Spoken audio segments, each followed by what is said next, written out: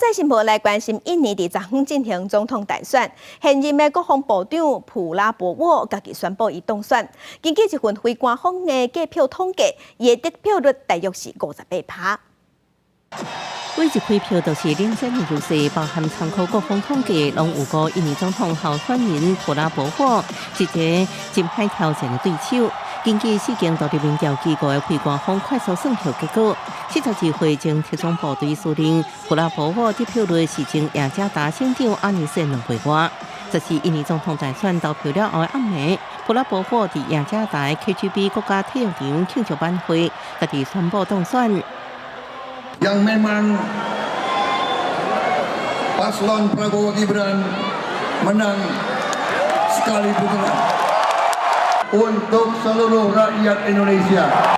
普拉博沃是甲副手总统佐科威大汉后生吉布兰会合。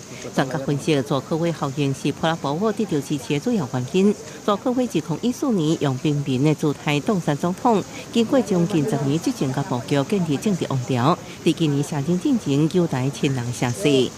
Ini kali pertama dalam sejarah Indonesia seorang presiden yang sedang menjabat memiliki kerabat yang memenangkan pemilu presiden。普拉博沃8年前独裁总统苏哈托统治期间做将军，迄时阵指挥一支特种部队涉嫌虐待甲绑票，伊本人强烈否认相关的指控。这摆投入总统大选，将家己的形象为脾气火爆的民族主义者甲恶名昭彰的军系强硬派性格转变成做鼓水爱鸟的阿公。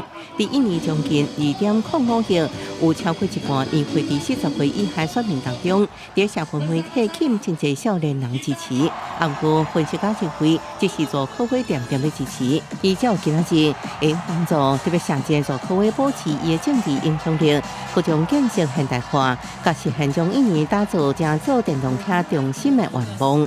公视新闻，王文玲报道。